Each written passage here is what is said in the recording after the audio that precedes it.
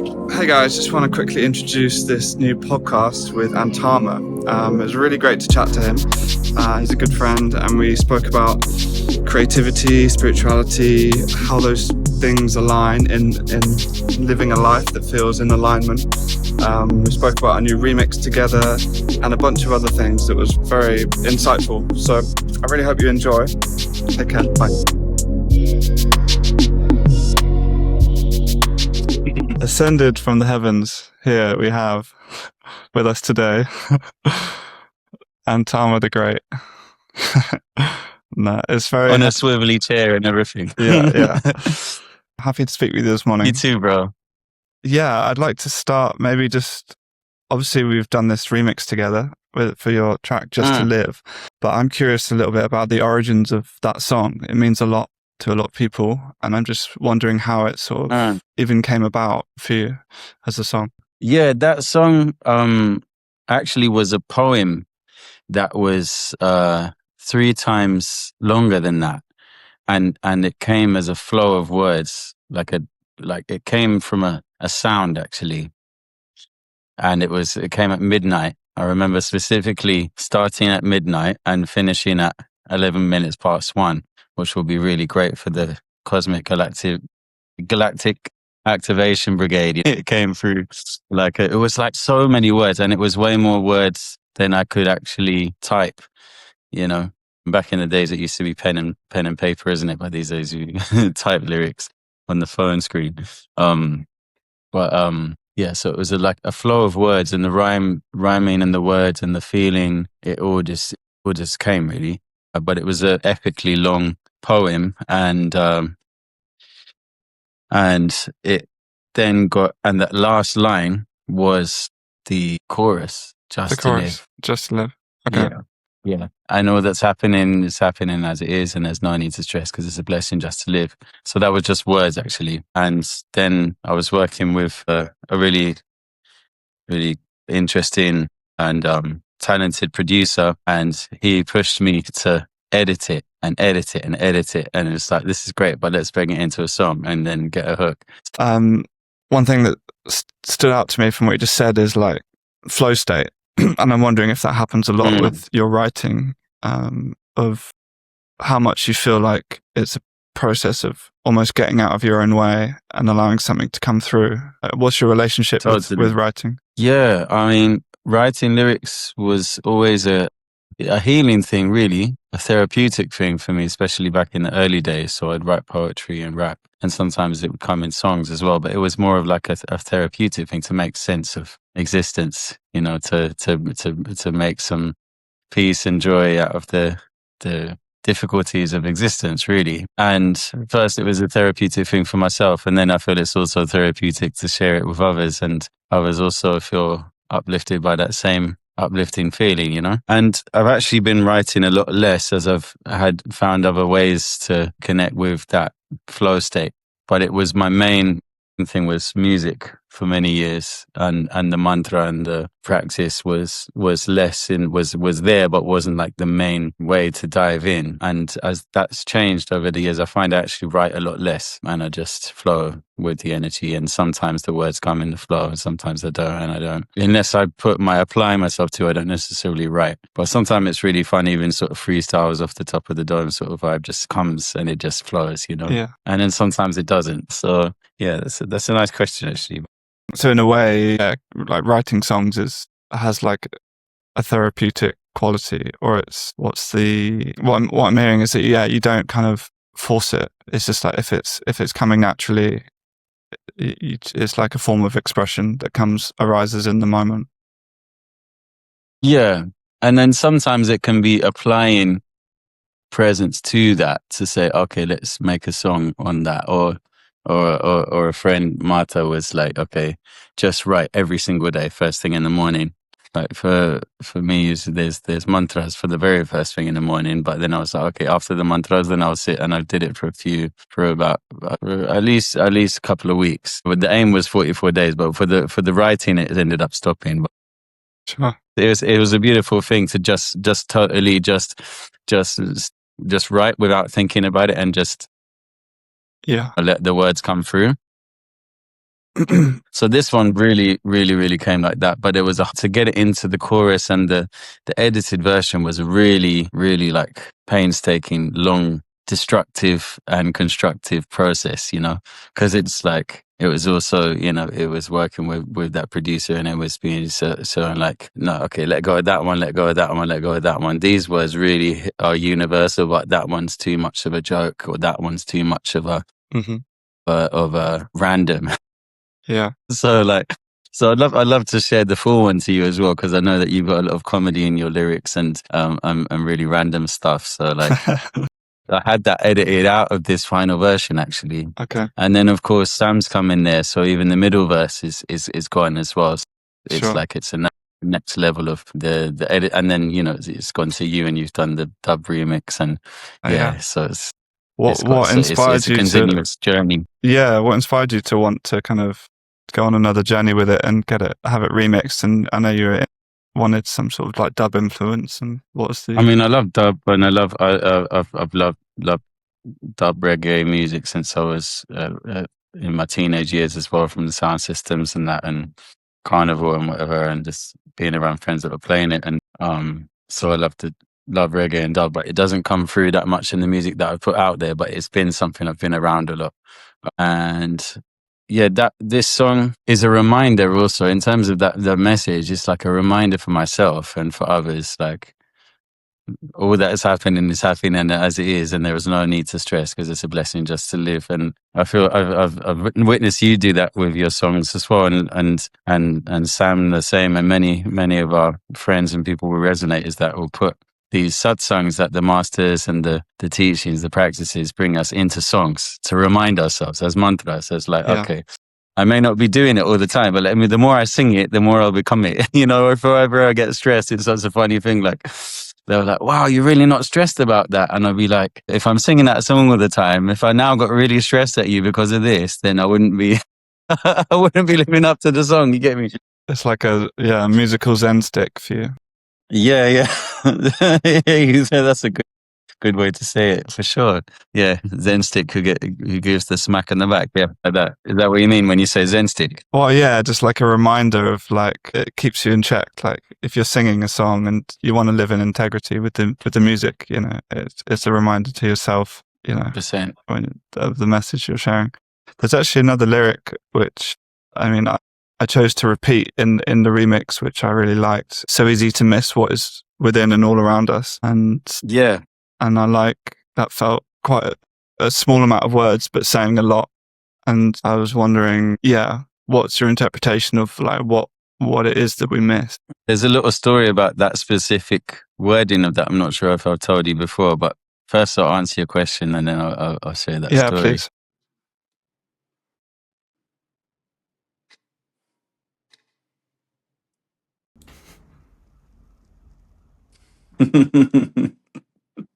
Good answer. Yeah, I've seen this picture of Ramana Maharishi just smiling, and this small quote recently, it just said, "Happiness is our true state, and suffering is temporary. The happiness is permanent. Suffering is what comes and goes." So beautiful, like such a relief, that absolute indescribable essence that no words can ever encapsulate it or explain it. Yes, and I hear the seagulls in alignment with that over there in Devon. Yeah.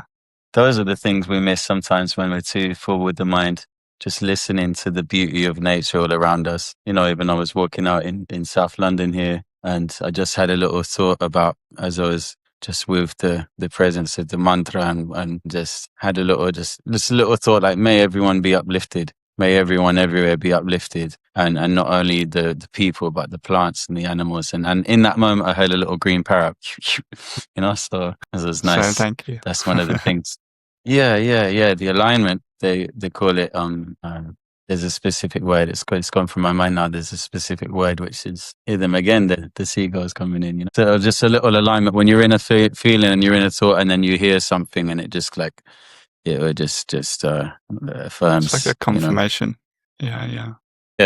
So actually, I don't know if I've told you that story, but Sam and I did an event, and Roman back in the days, years back, at the Water Act in King's Cross, and I think Naomi Nio was there years back as well. So I must have been at least 8 or 10 years back now. And I remember, and we'd met each other a few times back in those days. I think Mind, Body, Spirit, and I brought him through to him and Roman came through to play Amma's program as well in Ali Pali, because I was involved in getting the music together a couple of those years.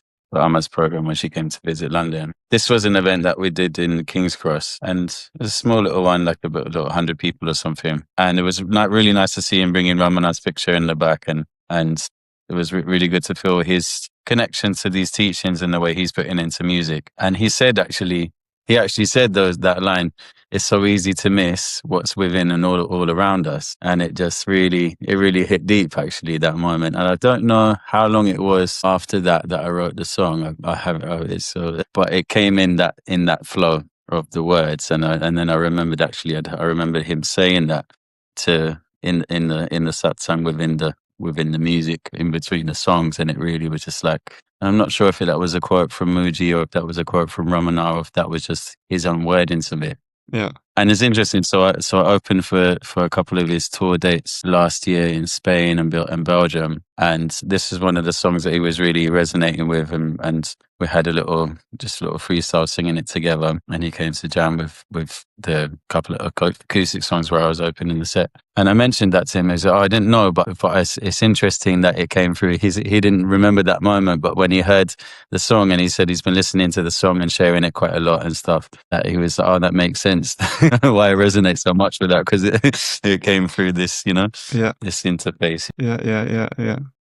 Yeah. Well, I feel I resonate a lot with both of you as artists and what you're sharing. It feels like you're both kind of sharing from the heart and sharing stuff that feels true from your own experience. I wonder. So there's something about sharing from the heart, and I guess I have a question around like maybe people that are stepping into their own creativity or stepping into their own music or as artists and kind of appreciate art, like sort of conscious musical artists like yourself and Sam. And I'm just wondering about for you what it is that makes kind of your works come from the heart. Like is there, rather than maybe just being like a bit more of a mental thing, I think. I'm wondering, if there's any kind of advice, I suppose, you'd share with other people that wanting to be creative but wanting to have integrity with that. Yeah. It's something even just so I've just been invited to help bring some support for someone who's on that journey as well, and for her music and her songs and healing path as well, and that kind of the union of those two. Just it's such a very interesting flow to maintain that purity of your connection and your feel, your real feeling of being in the heart when sharing music, which can also be seen so much as a kind of performative thing, So like music is powerful, right? Either way, whatever direction that it's being used, it's powerful. So it can be used to both dissolve boundaries, and it can also increase boundaries. It can dissolve duality, and it can increase duality both. And I feel like even that symbol behind the yantra there is showing both the unity in the central dot, which is very small. You may not be able to see it because it might be easy to miss that unity which is within and all around us. And then there's, from that unity dot, is all of the different levels of separation. So that's the basic symbology of what that is, and with music as well, right? So a drum beat can be a drum beat to war, and then it can be the war can be something war with our own pride and fear and doubt and heaviness, and the war can be that kind of war, bringing the victory to that divine, joyful, peaceful energy. Or it can be a dualistic battle. Maybe that's a bit too esoteric of an answer. Let me try and be a bit more normal with the answer. I would say but it's nice just to flip it back as well. We can go really far out there as well. I'm in a different mood today, as you can tell.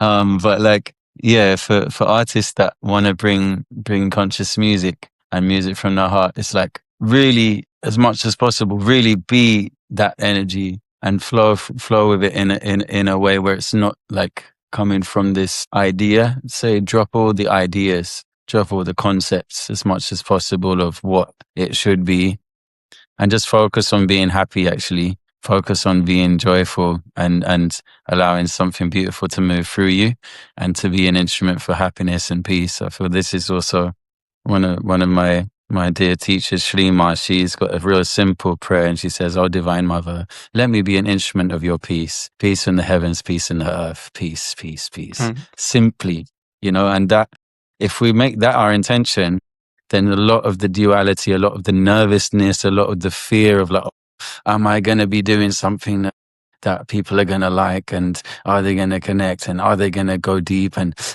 it's like that can be dissolved if I feel like, let me be an instrument for peace. Let me bring joy. Let me call in that unity. So, I mean, for me personally, it depends on different people, but I've not been able to find my strength through trying to impress or trying to perform. I find that very constricting, but when I feel that there's a flow that moves through in a beautiful way, I find it very joyful and uplifting. And it seems that somehow it works for some people and they feel uplifted. Not everyone. Some people are like, oh gosh, not him again saying the same thing. And that's okay as well. Do you know what I mean? I've heard some people. Yeah. And it's part of the flow, right? But it's interesting. Some people are like, oh no, not him. let's go somewhere else. And some people, some beautiful experience opens for them, and that's okay, because you won't always be everyone's chai or cacao or whatever, Totally. Well, but so that would be. I really like what you said about being an instrument for the piece, and it reminds me of that sort of St. Francis prayer as well, because obviously you're sharing music, similar. But with that, what I'm hearing is that like you are yourself an instrument to be played, or like for something to come through. So yeah, I wonder about that. It's stepping aside to like allow kind of flow. I feel like we have to totally dissolve our own limited ideas as much as possible.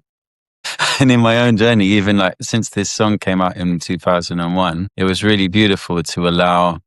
It was really beautiful that the music and the energy and the message that I'd been sharing for years, it expanded a lot beyond my own personal reach, because of the a few 100,000 people listening, and it kind of going beyond the small circles that I'd been for years. And with that, both more positive and negative energy increase, and at certain points I had to totally let go in my own journey of just being that. And it was just like, I'm fully like, okay, I'm gone. I'm not a musician anymore. I'm not doing any of it anymore. If I'm supposed to continue, it's because life is calling me to continue. So even when I was doing those opening sessions with Sam that way, we were having this conversation. I was like, I'm going back to India, and then let's see if I'm meant to continue music after that. But it was nice to have this little tune in with you to come back to Europe and do these sessions. And so for me in my own journey, I've just had to really continuously die to the limited and to the constricting experiences, and allow that beingness to be. And these can sound like very abstract concepts, but it's very experiential for me in that sense. So I just feel like, okay, if the music is supposed to be shared, if I'm meant to continue, it's because I'm getting invited to. I'm not going to push for it anymore. Some people, like, they can be very calculated and methodical. Calculated sounds a little mean, but but like very methodical, like, and have everything sorted and do things according to the pattern of things, and get success with it and achieve their goals. And that's not been the way that I've been able to do things. I've had to just be in the flow with it. And that's where even now I'm just like, okay, I'm sharing the music, but it's if the music itself wants to be shared. So not like, I tried knocking on doors, and I tried to get success as an artist and as a musician for many years, and it was very frustrating actually a lot of the time. And so I know a lot of artists also have that frustration of feeling like they want to achieve something, and then they see someone else achieving something, and then they feel like, oh, why am I not achieving it? And like, let me try and get into that place and get into that place. And for me, that didn't work at all that way. What worked for me was to actually go deeper into my own connection, and also this the mantra practice and connecting with nature and just dissolving my limited identity to it to a certain extent and allowing that more universal and loving and pure energy to use me as an instrument and to choose to bring joy and peace through it. And then I would get invited places, and then that feeling would be. So I still go from that. I don't push anywhere. I feel like if I'm invited, I go where I go. But even if I just sit simply and keep quiet and I don't, I'll just you just tune into that happiness inside. I feel that's the best thing. Like, don't watch what other people are doing. If you get inspired by people, yeah, great, but don't try and hang on to anyone else. Be it just be yourself. Just be joyful and appreciate and give respect and love to everyone. And don't try and like get funny about things, in a way, like don't be a hater, like, and don't be a jealousy, and don't be like, those ones are not nice, so just be true, Yeah. Well, what I'm hearing, like, it feels like the word alignment's coming through for me, of like, if you're really dropping the ideas of what you think you should be doing and almost being still enough to allow something to then move you, then it's going to be in the right alignment, or it being like a flow with something that's like greater than the ideas you have about your life and what it could look like. Yeah. I feel there's a really beautiful gift in pain and in stress, and I think part of the meaning, going back to your earlier question, like why it means a lot to a lot of people is what I've understood is that it's an honoring of pain, this song, in one way as well. Honoring of life as well, but it's also like honoring of pain, and it's honoring of grief also, because it also came through at a time when there was a lot of grief in my own life because of a family member who passed away, young close family member, and so it was like there's no need to stress because it's a blessing just to live, and that's one of the things that is echoed throughout so many of the wisdom teachings, and that I chose to also, remind myself and remind others of, is that we don't have tomorrow promised. So as soon as we remember that, hopefully a lot of the pettiness that we have in our mind will drop, and we can really feel like, wow, do I know I'm waking up tomorrow? I don't know. So let's sing and say, just to live. And it's a blessing. And really say it from the heart. It's a blessing just to live, and that will come back into your other question as well, like how to be from the heart and not just from a mental concept level. When you actually realize that you don't necessarily know what is happening tomorrow. So with all the kind of performative pettiness that can easily be there as an artist or as a musician or in the music scene and whatnot, or performative scene in one way or another, then if you actually come to that point of like, I want to just express what I have and I want to share this and I would love this to touch you also, and I'd love you to be part of it. I'm not here to show it to you. I'd love this to be for you as well and give you meaning and give you feeling, and it to be something helpful. And it's been such a beautiful thing as well because as a artist, the ego who wants to achieve things and then doesn't and feels like, let me not bother with this. Right? I'm sure so many artists have that feeling a lot of the time. I certainly have. Maybe you have too. It's like, what am I doing this? Is this an ego trip? And then when someone comes and says, please keep going, what you're doing is helping me. And this is one of the most beautiful moments of my life, hearing this song. And I got to cry because of a grief that I hadn't cried from my dad who passed a year back, because we all just sung just to live, or like that. So those sort of things, it's like, okay, it's actually, let me be true to the message. Let me also be of service to this message, because what other reason, but what better reason to be alive than to bring in that gratitude for life while we're here. Totally. Yeah. I mean, I have my own short version of that, which is I had a really close friend that passed away on Friday, and wow, and I could feel that I felt like I was busy doing all this stuff, and then when I got that news, it kind of like made me loosen my grip on how important I thought those things were. Yeah. And I just came back to something that felt more fundamental. And then I felt really cool to just like write some music for him. And I kind of did this thing on piano and create the video. It was very much in a flow. state, and it was more true than like the things I was doing. And somehow that how death can actually really bring us into life can be really.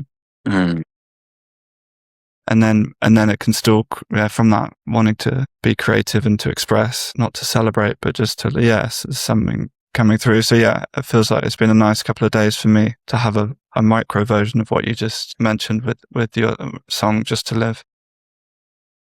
Beautiful.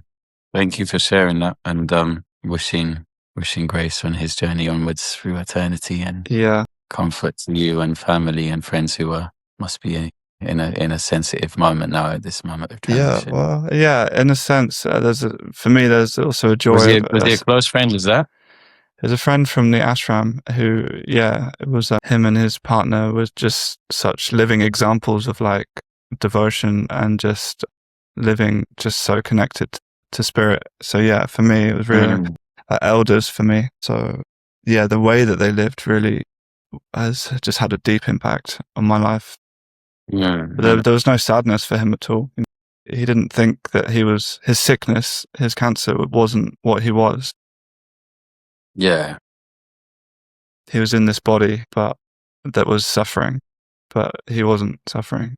That's so beautiful to be in the presence of people like that, actually. Yeah, maybe I can link this video that I made at the end of this interview just because we happen to be talking about it. But yeah, I just want to I don't know why. The song that you've written in his honor? Yeah, I just created this song and video. It's just like I was going to put it out in the next day or so. So it might just... Yeah, for sure. I'll just put a link to it maybe at the bottom of the description of this thing, wherever it's going to sit on YouTube. If we can... I feel that's yeah, go on. That's also something that is said, no, isn't it? Actually, that when there's a few different ways that they say, like, okay, if you lose a dear friend or family member, but you gain an angel, sort of thing like that. In the more of the sort of Christian way of speaking it, or in other traditions, I've heard it said that when someone's grieving, that closeness to death really brings a very sacredness of life, and and it's deeply honored as well. I mean, sitting in Manikarnika Ghat in Varanasi as well, and witnessing the bodies going back to the divine presence as well. That's a really, really powerful, very beautiful thing to sat and watch that and been in prayer there. It's really, really beautiful, that reverence for the eternal. So in a way, it is also a celebration, like the Irish people call it the wake, isn't it? When someone passes away, then they'll play in the drum and celebrate the spirit, as well as giving thanks for the life that's lived. Yeah. Even that Khalil Gibran quote comes to mind. It's like death is like the forget exactly the words, long time since I read it, but it's like the eternity, the marriage with eternity, something like that. So, yeah, that kind of great, like, release from the limited and birth into the unlimited. Yeah, how does that inform your like daily life, your connection with that sort of connection with something that we call eternal? I suppose there's a question for me around living a creative life and living a spiritual life, if they are just one and the same. That's a good question. Yeah, I question that a lot, all the time, and sometimes they can be in conflict depending on what sort of structures we've created around the creativity. Yeah, and then sometimes it can ultimately there's no conflict because it's all part of the same and flow. Depends where we're at with it, right? With each one of us. I mean, for me personally, it's always that's the happiness, is that connection with the eternity, and then also honoring that in the temporary in each moment too. That's why I really love that quote that I've recently discovered of Ramanand, saying happiness is eternal and sadness comes and goes. The suffering comes and goes. Because usually that's very different from what we usually hear, and what I've been hearing and sharing for many years is that both happiness and sadness are temporary, and bliss or beingness is beyond the duality of both. But this is a very, very, it's the same thing, but it's very, very lovely grounding perspective also. So even the happiness from a smile or a song or a bird song or a hug or an apple or a sandwich or a chocolate or or a fruit, that temporary happiness is the same as the absolute happiness. It's just the natural happiness. The happiness wasn't in the temporary experience. It was in you always, but it was unlocked through that moment. And then there was the relief from the suffering in that temporary moment. But then the suffering of the desire from seeking it in something external comes back again. And that dance keeps on going on. But like in that acceptance that happiness is the original state, is the eternal state that we've always been and always will be, and always is such a relief. Yeah. So how does that inform the creative thing? Is for me, it's just like the mantra, and then the song. It's a celebration, of beingness, and it's a relief from suffering, right? But that's where, like, as soon as the song is over, you're back with yourself. Are you back with your limited self, or are you resting in the unlimited self? And so that's where in the Sanatan Dharma and in so many of the mystic traditions from all over, it's the song will repeat itself millions and millions and millions and millions of times until you really get the point deeply in the heart and in the mind that everything is fine and everything is divine, and even it came into the rhyme. Yeah, can you tell me a bit more about that with like mantra and the repetition of, because it's not something that's in my practice so much, but I know that it's really foundational for you. Yeah, I mean, like Ramana also says, bhakti and jnana are same. It's if you're bhakti meaning devotion and jnana meaning knowledge of non-duality and self-inquiry, that's still a mantra, right? Who am I? If you repeat it so many millions of times, or even the answer to it, which is the conceptual answer is I am that. But being in that I am that energy, that presence which never dies and can never be limited. It's sort of like, because we're all in this as these separate entities, we're all made of sound vibration. We're all 5 elements dancing in particles. And so then it's mapping the consciousness to the mantra, which is both devotional and non-dual. So it's devotional to the essence, which is everything. Sarveshwara. Sarveshwari is that controller and that divinity who is everyone and everything. So, for example, I was sharing that with some friends and it's come through quite a lot recently, even when I've been sitting and focus on and practice. Sometimes someone will come and say, "Hey, can I talk to you? I'm going through this." And I say, "Okay, come." And I'll sit and listen to the problems. And a lot of the problems are in relationship problems. People share to me their relationship problems and stuff. And they also love to do mantra, and they love the divine and all that. And so someone will say, my wife is having this problem and I'm having this problem, and then I did that and I feel guilty, and and she did that, and then we keep on having a go at each other, but we're both causing each other suffering. But they're not realizing that. He's saying she did this, and he's saying I did. He did that, and it becomes a fight. And what I was saying is, like, if we're saying Om Shri Matre Namaha, Om Namah Shivaya, we're bowing to that divine presence who is in everything and in everyone, right? So if I'm saying that, and every day I go and I light the lamp and I do my prayers and I do my puja, and then I'm going and just, "Oh, what are you doing?" I'm straight away. I'm not honoring that prayer that I'm doing, because that prayer isn't only in that lamp that I'm lighting and sitting at the altar, or in the picture of the God or the goddess or the guru.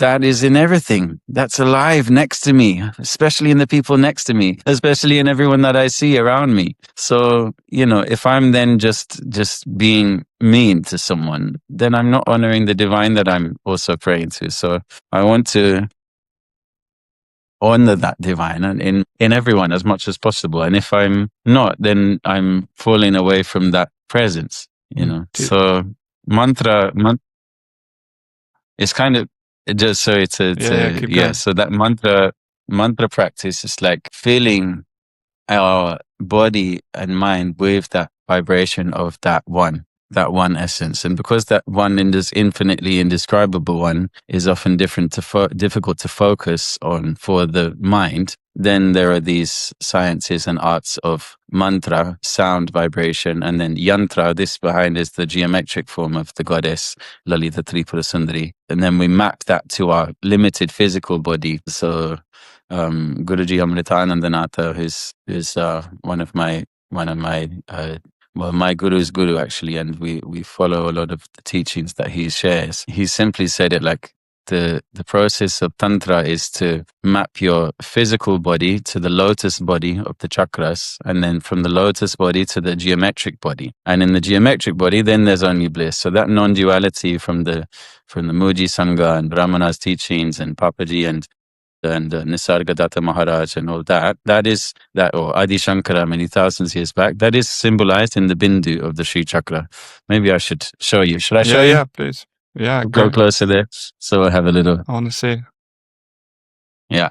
So it's actually, this was nicely drawn. Actually, can you see the dot? Maybe you can't see the central dot so much. On this one, you can see the dot. Can you see the dot in the middle? Yeah. The camera, move it to the right. Bit more to the right. Yeah, like there that? You go. Yeah. Okay, yeah, that's because it's on the side. Okay, sorry. Yeah. So that central dot is the symbolic of that bindu point, which is absolute non-duality, absolute unity. And then from that one, there is the many. And you see all these triangles and all these petals and the square and everything. Mm-hmm. And so they talk about Maya, right? Everything is Maya. So there are 3 levels of Maya. Maya isn't only illusion. Maya, in the middle, is the one experiencing the one. And then there's only the one experiencing the one infinitely. And then the Maya of devotion, or the Maya of Tantra, is the one expanding into many, and the many all dissolving back into one. Devotion. Mm-hmm. And the one having a relationship with the many, and the many having a relationship with the one. And then the Maya of Sankhya, which is all the elements of the universe, of the physical universe, and all the varying levels of separation and mind and elementals and senses. That's like the many of the many, and that's the separation. And that's where, not knowing our true identity as drops of the one ocean, we suffer in this temporary experience, believing that we're only the body and the mind. And so these are all kind of tools, very powerful, ancient, tried and tested methods and tools. It's not something someone has just channeled yesterday or even 100 years back. It's something that was received and witnessed in deep states from thousands of years back, and it's been tried and tested, and it's lasted for thousands and thousands of years. And so it's a very systematic way also of being able to really not just conceptually feel that presence of the non-dual, but to really embody it in every level as much as possible. Yeah. And presumably, you have a teacher, a guru, that you can learn about these deeper things. Would you recommend that for everyone? I know I have my own journey with having a teacher, and it's transformed my life, but I'm just wondering what your own experience is with. It's definitely very good to have a teacher, and at the same time, the tradition always tells us we always need a guru, or we need a teacher, but there is a lot of concern around that, because when we see all the true masters will tell and say, I'm not this body, I'm not this form. So if you're getting this realization or this experience or this transmission through this form, please don't mistake this body to be the reality. The actual teacher is within us. So the meaning even of guru is the darkness of separation and attachment to the limit, and the ru is the remover of that, and the one that reveals that light, that peace, that bliss of unity, of yoga. So that is the guru, and that is our own true self. And so that's where, in the culmination and the mood of this mantra path is where the guru's grace will tell your true self, the Atma, and the guru and the Shiva and the Shakti and that divinity, and even the method of attaining that oneness with the divinity, the mantra, the yantra, the guru, the Atma, the Shiva, the Shakti, all one only. And in that, there's that simplicity, that deep, indescribable happiness, endless bliss and peace. Yes, it is a great blessing to have a guru, and at the same time, it can be very challenging and very tough and not the most attractive path for people who are like, I don't need a middleman, I can go straight to the divine presence. And that the ego never wants to surrender to a human. That's where even I've heard that there's some ones, I forget the name now, one psychedelic guy said the plants are my gurus, not any people, and it's understandable, because when it comes to human beings, we're all imperfect, separate entities, right? The energy that moves through us is unlimited ultimately, and yet there are all these to have even a separate appearance, there's some level of what you call ego, no? So it's understandable that there's wariness about that as well. One beautiful thing in the devotional path that's told, it's like if you have a affinity to a specific form of divinity and you don't have a teacher or you don't have a guru, then it's good to do practice aligned with that specific form of divinity. So, for example, if you are a lover of Allah or Jesus or Krishna or Buddha or Ganesha or Shiva or Shakti or Kali or Lalita or whatever it is, do the japa, meaning repeat the mantra of that name of the divinity as much as you can with every breath and be with that presence. And if it is destined, then instead of searching outwardly for a guru, then that form of divinity will come in the form of someone who has become one with that form of divinity in order to guide us back to oneness with that form of divinity that is our own true self anyway. So in my journey, simply put, this symbol was very, very attractive to me when I found it at age 13, 5 years ago now. Yeah, in 2001. Yeah, 25 years back. I was very, very attracted to this, and I was very, very attracted to that form of Lalita specifically. And I've been on a long journey. But then when I met my final guru and guide, then I was fully aware that I'd already been chanting mantras of this specific tradition and was ready for when that would happen to be welcomed more deeply into this line. So that's how they say in the tradition, like that it's good that you don't go seeking outwardly for a guru, because you won't find one. You just look at it's just a normal person, right? Because they're all just normal people. No one's different. No one's actually in a certain sense, even like this, because this Advaita is also very much part of our practice. Along with the mantra, there is all this Advaita Bhavana is also there, but it's kind of like a methodical approach to be able to feel it through the five senses, through the five elements, and be with it both in a temporary way and a eternal way. Yeah, so don't go searching for the guru, because we won't see the guru, we won't feel it. Search for it inside and connect with the traditions and connect with the lineage, and also connect with that humility. When someone is coming and saying, I'm completely giving all these very high self-aggrandizing stuff, then those are warnings, warning flags of when people are like, getting to, when you see these kind of if we're not feeling that they're very, very full of that presence and love, and we have some doubt about it, then it's not something to maybe get called into. But everyone has their journeys and their karmas, so ultimately we have to just trust what our deepest inner feeling, Yeah. Long answer to a short question. No, it's blah, good. Blah, blah, it's really interesting to hear you speak. I'm hearing a bit about like what was coming. I'm being reminded of like just the word surrender, because you're talking about it when, even with your music, having to like give up on it in a certain sense and allow it to kind of come. If it felt true, then you have to allow it to just arise naturally. And I find that sometimes with don't just try really hard to find a teacher, like kind of just be true, and then if it will arise if it needs to arise in the right place. And so yeah, I'm kind of getting reminded of just the quality of surrender and how that can just bring you into more alignment with life and harmony. But it can seem a bit counterintuitive to like, if you want something, you want to try and put shapes around it. Often it sounds like to soften can often get you further where you actually need to be, rather than pushing too much. If that feels true. Yeah. You really beautifully bring it into your lyrics as well. That's why when I saw your videos and your lyrics and the humor of it, you bring the satsang in a beautiful way, and I really love it actually. I really just it's so nicely when it's done with some humor as well, and just makes it relatable as well, because I feel like it's just well, each person's expression is unique, isn't it? It's beautiful to see how that's it. The same thing can be expressed in multiple ways, and 100%. The truth is never going to be stale in a way. Yeah, very, very well put. And I feel that's as well coming back to creative flow. It's like, let your own expression come through. Don't try and, it's at the same time, everything that we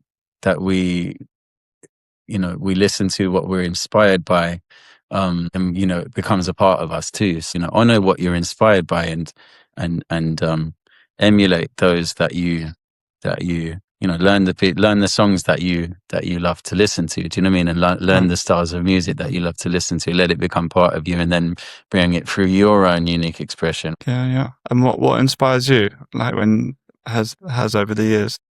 Like, hip hop and jungle and Indian classical, South Indian classical, and mantras and reggae and Jimi Hendrix, and very diverse, very diverse. And you, and Sam more recently, like these people that I see live actually. But like, it's interesting because when I was a young guy, like in the very early years, then I used to listen to a lot of CDs. This is so in the age, like the middle age levels now. I'm there too. Yeah. Like, so yeah, back in the days, and I used to listen to a lot of music. And by the time that I got into more of this inner practice, I actually stopped really sitting and listening to music. I just kind of would listen to what other people were playing, or what I was hearing live. That's what was more interesting for me after that. It's like I'd love to be hearing people share their stuff, and in environments where different artists are sharing, but I wouldn't necessarily sit and listen to it anymore, because I'd want to be able to listen to the inner as well, and to the nature, and to what's happening, So I just say that.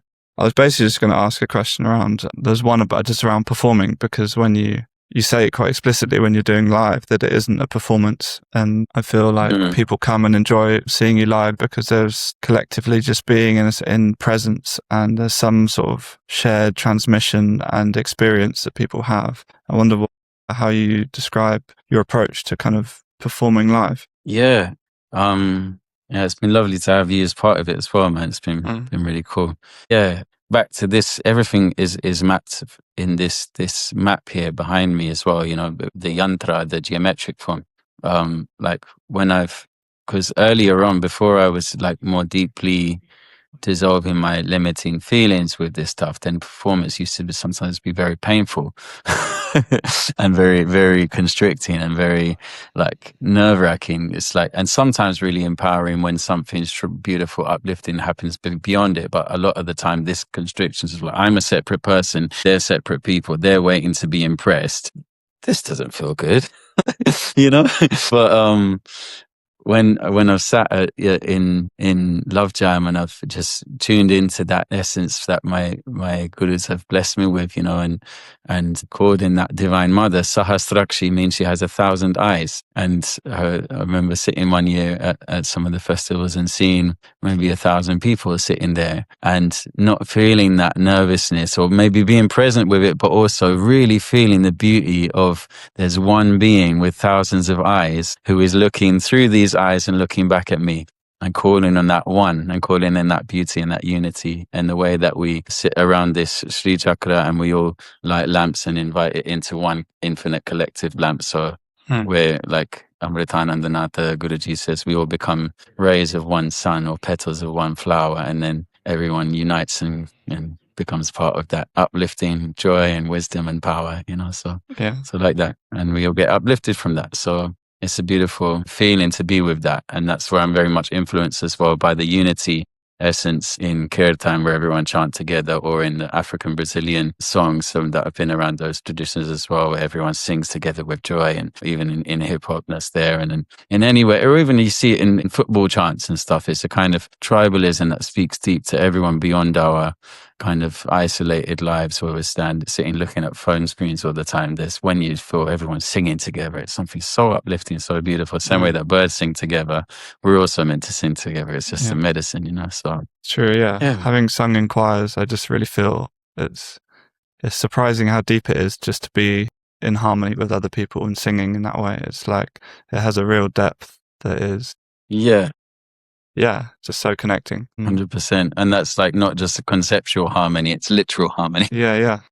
It's both. Yeah. And what's next for you, like 2026? Is there anything like